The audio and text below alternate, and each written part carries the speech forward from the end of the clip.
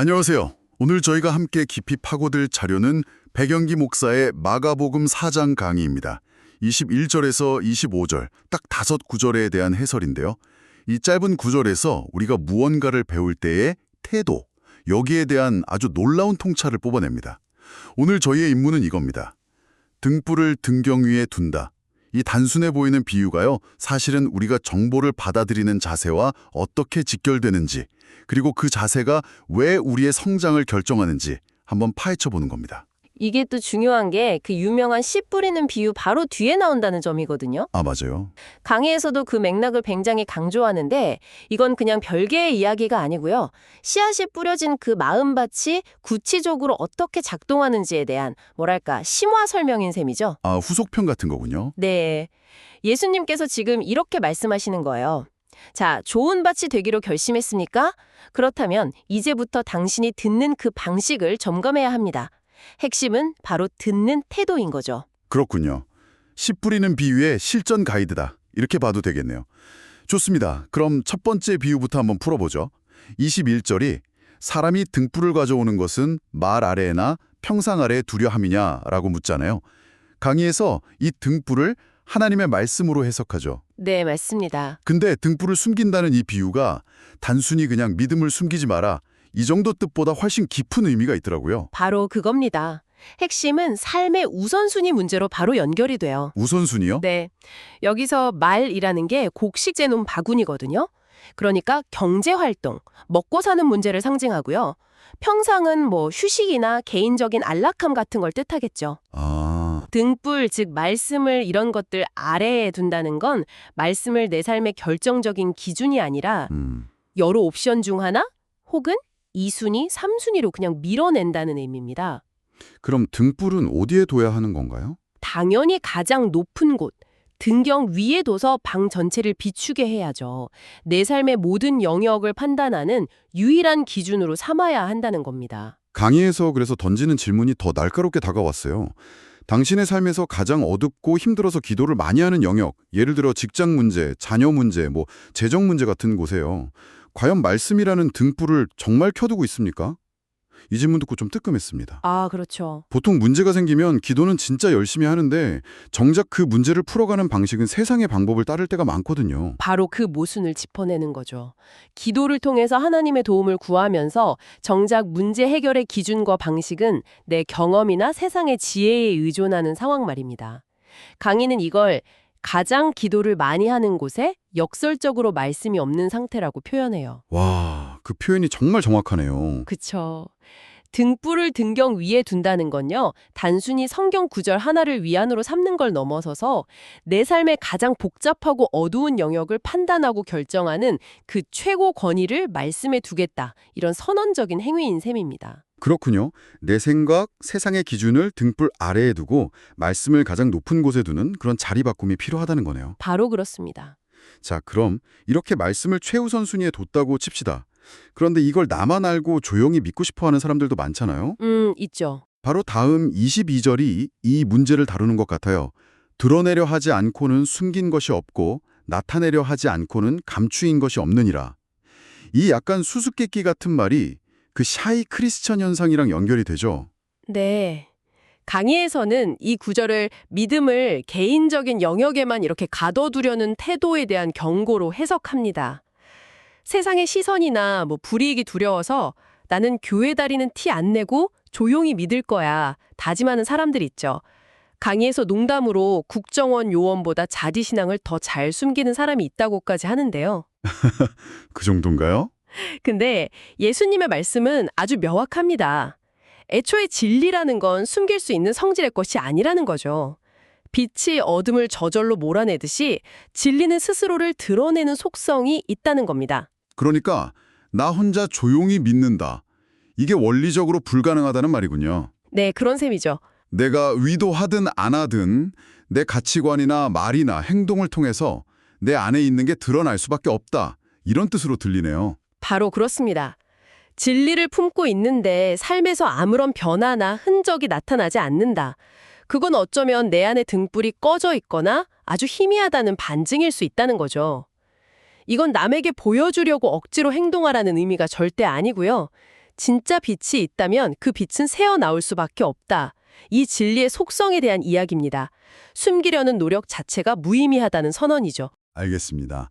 말씀을 삶의 최우선 기준으로 삼고 그 말씀은 결국 삶으로 드러나게 되어 있다. 이 두 가지 전제를 깔고 나니까 이제 정말 이 강의의 하이라이트라고 할 수 있는 24절이 훨씬 중요하게 다가옵니다. 너희가 무엇을 듣는가 스스로 삼가라. 너희의 헤아리는 그 헤아림으로 너희가 헤아림을 받을 것이며 더 받으리니. 저는 사실 이 헤아림이라는 단어를 항상 분별력이라고만 생각했거든요. 대부분 그렇죠. 좋은 가르침, 나쁜 가르침 잘 골라들어라 이런 뜻으로요. 근데 강의에서는 그게 아니라고 아주 단호하게 말하더군요. 바로 그 지점이 이 강의의 가장 중요한 통찰입니다. 여기서의 헤아림은 컨텐츠에 대한 어떤 비판적 평가, 이밸류에이션이 아니라 말씀을 받아들이는 우리의 태도, attitude 혹은 척도, measure를 의미합니다. 태도나 척도요. 네. 강의에서 인용한 영어 성경 번역이 그 의미를 아주 명확하게 보여주죠. Pay attention to what you hear. With the measure you use, it will be measured to you. 즉, 네가 사용하는 그 잣대로 너 또한 헤아림을 받게 될 것이다 라는 뜻이에요. 잠깐만요. 그게 사실이라면 좀 충격적인데요. 보통 우리가 신앙이 성숙하다는 건 영적 분별력이 좋다는 말하고 거의 동의어처럼 쓰이잖아요. 맞아요. 그런데 지금 그 분별하려는 태도 자체가 오히려 내가 받을 수 있는 걸 제한하는 잣대가 될 수도 있다는 거잖아요. 그럼 무조건 다 아멘하고 받아들여야 한다는 뜻인가요? 그건 좀 위험하게 들리는데요. 아주 중요한 질문입니다. 강의에서도 바로 그 오해를 경계해요. 이건 맹목적인 수용이나 분별력의 포기를 말하는 게 아닙니다. 그럼 뭐죠? 핵심은 디폴트 값입니다. 말씀을 들을 때 나의 가장 기본적인 자세가 무엇이냐는 거죠. 나의 첫 반응이 이 말이 맞나 틀리나? 저 예화는 출처가 어디지? 저건 나도 아는 얘긴데? 와 같은 평가자의 자세인가요? 아니면 여기서 하나님이 내게 주시는 말씀은 뭘까? 내가 순종해야 할 부분은 뭘까? 같은 학습자의 자세인가요? 평가자의 자세와 학습자의 자세. 네. 강의는 바로 그 평가자의 잣대가 부메랑처럼 돌아와서 정확히 그 잣대의 크기만큼만 진리를 담게 되는 그릇이 되어버린다. 이렇게 경고하는 겁니다. 이제 좀 이해가 되네요. 비판적인 사고 자체가 나쁜 게 아니라 평가를 수용보다 앞세우는 그 교만한 태도가 문제라는 거군요. 바로 그거죠. 이거는 비단 설교 듣는 상황에만 해당되는 건 아닌 것 같아요. 우리가 책을 읽거나 직장 동료한테 피드백을 받을 때로 똑같이 적용되겠네요. 이 지적에 어떤 허점이 있지? 라고 생각하는 순간 이미 성장의 문을 닫아버리는 셈이니까요. 정확합니다. 강의는 박수암 교수의 말을 인용해서 이 원리를 아주 명확하게 설명합니다. 하나님의 계시는 인간의 반응과 정비례한다. 정비례한다. 네. 우리가 긍정적이고 수용적인 태도로 반응하면 그만큼 더 깊이 이해하게 되고요.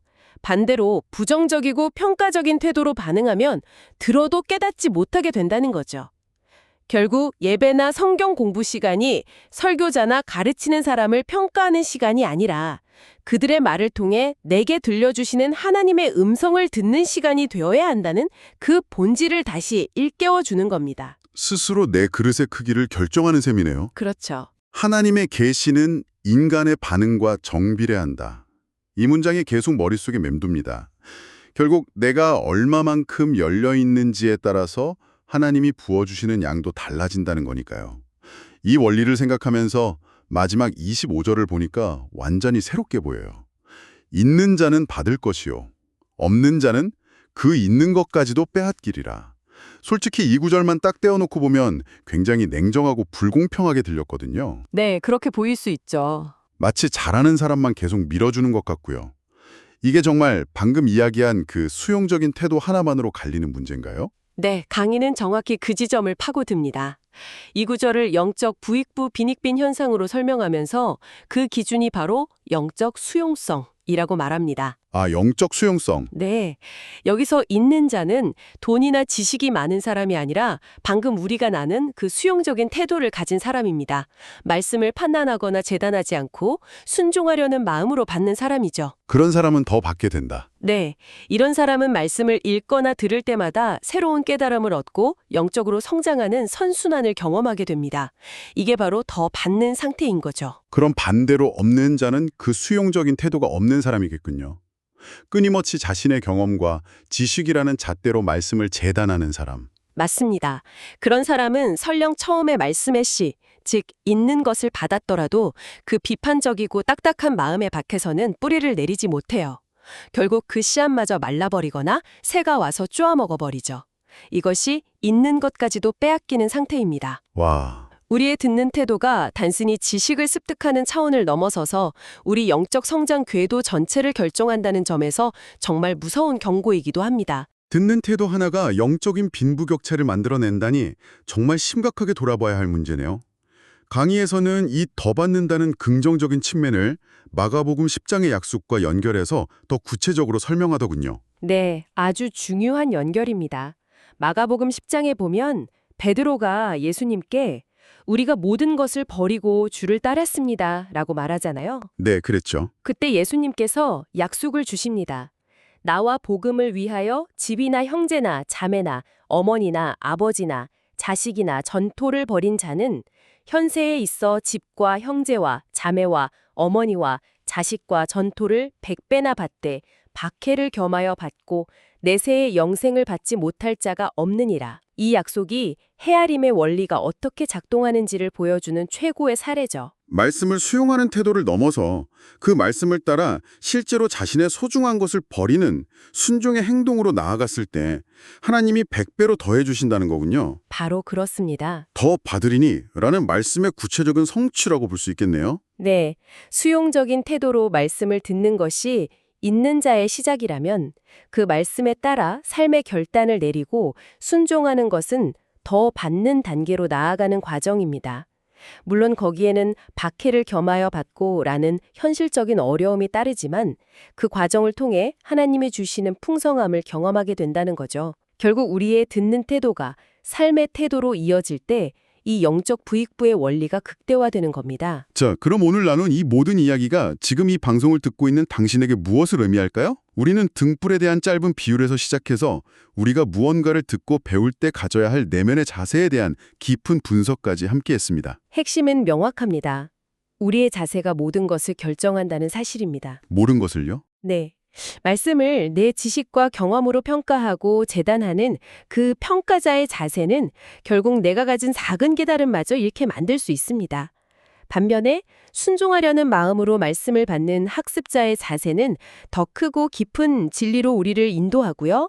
삶의 풍성함으로 이어진다는 것이 오늘 강의의 결론입니다. 마지막으로 당신이 계속 곱씹어 볼 만한 질문 하나를 남겨드리고 싶습니다. 강의 막바지에 이 복음서를 쓴 마가 요한의 이야기가 잠깐 나옵니다. 그는 사실 사역 초기의 두려움 때문에 선교 여행 중간에 포기해버린 실패자였거든요. 아, 그랬죠. 바울과 크게 다투는 원인이 되기도 했고요. 맞습니다. 그 일로 바울과 바나바가 심하게 다투고 갈라설 정도였죠.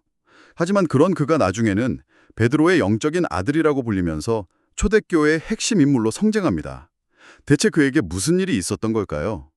어쩌면 그의 인생을 바꾼 근본적인 변화는 그가 바울이나 베드로에게서 들었던 말씀을 헤아리는 방식을 바꾼 데 있었던 것은 아닐까요? 실패의 경험을 통해서 자신의 잣대를 내려놓고 온전히 배우는 자의 자세로 돌아섰을 때 비로소 더 받는 인생이 시작된 것은 아니었을까요? 만약 당신이 지금 삶에서 듣는 여러 가르침이나 조언들을 평가하는 태도에서 온전히 배우려는 태도로 전환한다면 당신의 삶에서는 과연 무엇이 달라지게 될까요?